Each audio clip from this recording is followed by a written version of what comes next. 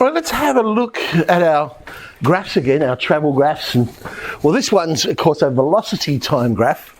Now, things to think about when you're talking about change in displacement, etc. Change in displacement would be the straight integral.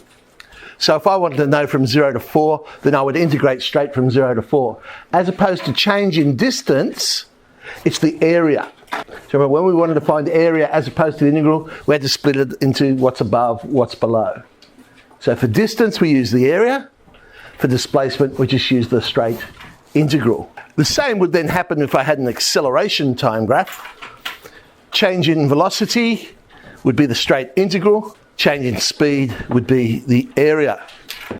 So when we're drawing these graphs, which essentially are just derivative graphs of what we're drawing. So our function would be, say, displacement. First derivative, we were drawing a velocity graph. Second derivative, we're drawing an acceleration graph. So that's essentially what we're doing. Now, when we look at the displacement graph or the travel graph, where we see a stationary point, we know that on the velocity graph, it will become an x-intercept. If I have an inflection point, what happens? So an inflection point, it will be a stationary point on the first derivative, because the inflection point is when the second derivative is equal to 0, but that would be the first derivative of the first derivative. So if its first derivative is 0, it's a stationary point. But that also then means that on our secondary graph, we should see an x-intercept. If the curve is increasing, then we know the first derivative or velocity is positive. If it's decreasing, it'll be negative. Where the original graph, the displacement graph, is concave up, that tells me then that the first derivative is increasing, and the second derivative or acceleration will be positive. And then concave down, first derivative decreasing, second derivative negative. So they're the sorts of things when you're reading off your graphs. I guess another reason why I like to put them underneath each other so I can sort of read down from the graphs and plot the relevant information. Graph type. If the graph is a horizontal line, then when you integrate it, you should get an oblique line. Because horizontal line, we're saying y is equal to a constant. Integrate a constant, you'll get a constant times x. So it's going to be an oblique line. If you differentiate it, you'll get the x-axis. Because differentiated constant, you get 0. If the original graph was oblique, then when I integrate it, I should get a parabola, because it'll become a quadratic. Differentiated, it'll become a horizontal line. If I started with a parabola, integrated, I should get a cubic. Now, it will inflect at the turning point of the parabola. So at that x value, that's where the point of inflection will be on the cubic. And it'll end up being an oblique line when we differentiate. Okay, remember what I was just saying. Integration, that relates to area. But on a velocity graph, total area is distance, total integral displacement. On the acceleration graph, total area speed, total integral velocity. Okay, let's have a look at this. Velocity is a trig graph, 2 minus 4 cos t. V is measured in metres per second. T, of course, is then seconds. At what times during this period is the particle at rest? I guess you've got to make sure you read the question carefully. They've given you the velocity time, so we don't need to differentiate it. We've already got the velocity equation. So we're simply saying, well, when's velocity equal to 0? So 2 minus 4 cos t. Cos t is a half. Now, we're in the first and the fourth quadrant. Says my acute angle. So therefore, I end up with, after pi and 3 seconds, and then again after 5 pi and 3 seconds. What is the maximum velocity? Now, in this situation, when you've got a trig graph, don't use calculus. Use your knowledge of trig graphs. Because you know a trig graph just goes up and down, up and down, up and down. So this one, 2 minus 4 cos t, well, we know the minus 4 cos t bit will go between minus 4 and 4. So if I go 2 plus that, that graph's going between minus 2 and 6. Therefore, the maximum velocity must be 6. And then they want us to sketch the graph. All right, trig graph, amplitude is 4. We've shifted it up 2 units, but we've flipped it because it was negative cos. Period is 2 pi. So I'll mark my divisions off pi and 2. So there are my axes. Okay, we've shifted it up 2, so I've just drawn an axis there so I can plot some points. Now, cosine starts up at the amplitude, but we flipped this one. So it's down at the bottom. Then it'll start at -2, and then we'll go up, up, down, down, and there's our cosine graph. Now, why did they do that? I guess to make this one a little bit easier, calculate the total distance travelled between 0 and pi, because now that we've got the graph, we should see that, oh, hang on, distance, we've got to look at area.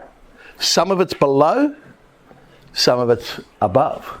That x-intercept, if you work it out, and we did work it out because we said back here, that was the point, I guess, of the first question, when's the velocity equal to 0? So we now know that intercept is pi on 3. So I'm integrating from 0 to pi on 3. That bit's below, so it's negative, and then the other bit's positive. Notice I've flipped my limits on the first one and made it positive. So that now means in both of my, my primitive functions, the pi on 3 is on the bottom.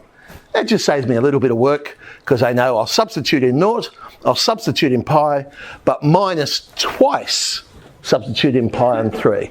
There's pi on 3 on both of those. And we end up with this really weird answer. But it is what it is. 2004 question. This time we have an acceleration time graph. So I want to know, when is the velocity a maximum? A couple of ways I could think about this. Okay, so well, I know velocity is the integral of acceleration. So we want to know, when is that integral going to be a maximum? Well, it starts off up there at 3. So I've got a positive area, it's getting bigger, it's getting bigger, it's getting bigger, it's getting bigger. Then it hits 2 and the area is going to negative. So the total area will end up starting to get smaller and smaller. So the maximum must happen when t equals 2. Of course, the other way of thinking about it is simply that, well, I know it's going to be a maximum when its derivative is equal to 0. The derivative of velocity is acceleration. We have an acceleration time graph. And we can see, when t equals 2, that d to t, or acceleration, is 0. At what time is the particle furthest away from the origin? So furthest away from the origin. So it's saying, when is displacement a maximum? We know that displacement will be a maximum when dx to t equals 0. So the velocity will equal 0. But velocity is the integral of acceleration. So what we're really saying is, when is the integral of this curve equal to 0? So when is the area above going to equal the area below? When will they cancel each other out? And we'll get an answer of 0. Because we have a nice symmetric graph around 2, I know it must be at t equals 4. So that area is going to equal each other. So at t equals 4 would be our answer. Now, here's a more interesting one. So this time it's a velocity time graph. The first thing it says is use the trapezoidal rule, but estimate the distance, because we don't know the equation of that curve. So all we can do is estimate between t equals 0 and 4. Now, between 0 and 4, I only know 3 function values there. Now, we know it's going to approximately be h on 2, y naught plus 2y, the others, plus yn. So I'll drop my little table of values. Yes, 1 times the end one, 2 times all the ones in the middle. We'll end up with 7 metres. So we're told the object is initially at the origin. So during which time is the displacement decreasing? So when is displacement decreasing? Well, it's going to decrease when the first derivative is less than 0. Now, we've got a velocity time graph there. So we want to know, when is that negative? Well, looking at the graph, it's after 5 seconds. After 5 seconds, that graph goes into negative values. So estimate when it returns to the origin. So another one where it's just saying, well, when is the displacement equal to 0? But displacement is the integral of velocity. So what we're really saying is, when is the integral of velocity equal to 0? So it's similar to that other one. What we're now saying, hey, when is the area above equal to the area below? So there's the picture. Well, it's a straight line going from B to D, and I noticed those 2 triangles would be congruent, wouldn't they? So we've got symmetry there.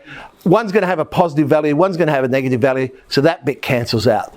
So I'm now interested when from 6 to wherever is going to give me the same area as 0 to 4. And we just worked that out to be 7 using the trapezoidal rule. So when is that rectangle, I'll call it area 4, equal to 7? Well, we know the height of that rectangle is 5. So 5a is 7. That gives me then that, well, I'll call it little a, is 1.4. So it's 1.4 further on. So it's after 7.4 seconds. Now we're going to draw the displacement time graph. So there is the velocity time graph. So underneath that, I'm going to place the axes that I'm going to require for this question. Initially, it's at the origin. So I'll plot that point in. Now, what else do I know?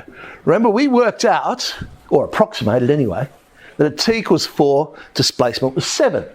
So I'll plot that point in. Remember we said the symmetry, that these were going to be the same? So therefore, at t equals 6, it must be back at 7.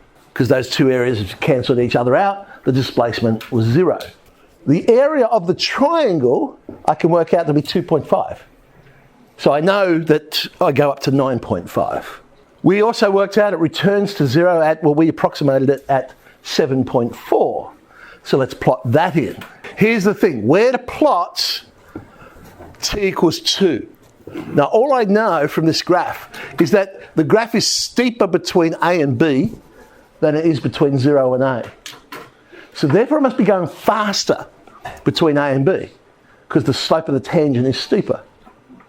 So it must travel more distance between A and B than it does 0 to A. Now, I don't know exactly where to put it, but I'll put it in a situation where I've travelled more distance from 2 to 4 than I have from 0 to 2.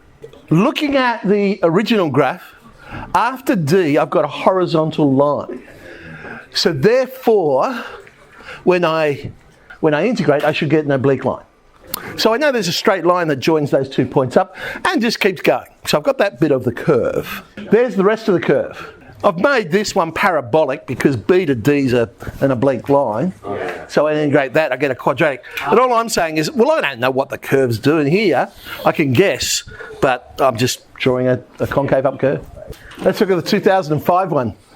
Velocity time graph. When's the displacement a maximum? So same sort of idea. Displacement's a maximum when the area is the most positive. It's also going to happen when the velocity is equal to 0. So I'm going to use that idea, and that'll be when t equals 2. When does it return to the origin? So you can see same sorts of things being asked. When is displacement equal to 0? So area above is equal to the area below. So let's have a look at this one. Well, I know from 0 to 1, the area there is just a rectangle. It's going to be 2. I don't know the area going from 1 to 2. I'm just going to call it A. But what I do know is that area is also going to be A. Now, how am I getting that? That curve there is a cubic, I'm assuming. Why am I assuming a cubic? What do we know about cubics? Oh yeah, but something even better as far as this graph goes. You may or may not have realised this. All cubics have rotational symmetry about their inflection point. So therefore, I'm saying, well, that's looking to me like a cubic. It's symmetric, it's got rotational symmetry. I'm going to assume that's a cubic function there. All right, so the A will cancel with the A. I now want to know when is that second rectangle I've drawn in equal to 2. So let's call it a width of W. 2W will be 2, W will be 1. So we know after 4 seconds, we're back at the origin. Now let's sketch acceleration. Underneath it, I'm going to draw acceleration. Differentiate horizontal lines, we will get the x-axis. Okay, so now I'm going along the x-axis at those two sections. All right, you said 1 to 3, I'm assuming that's a cubic. So I'm going to get a parabola. It will be stationary at the inflection point, 2. Now, from 5 to 6, again, I'm making an assumption because it looks pretty much the same curve as we've got previously. So I'm again going to say that's part of a cubic. So I'm going to get half of a parabola, something like that. So that's kind of my guess for the curve. Now, justify what you do, basically. So you might come up with a different curve to me, but if you can justify why you've drawn it the way you've drawn it, it's going to be fine. Because they're interested to know, do you understand what this feature will result? Okay.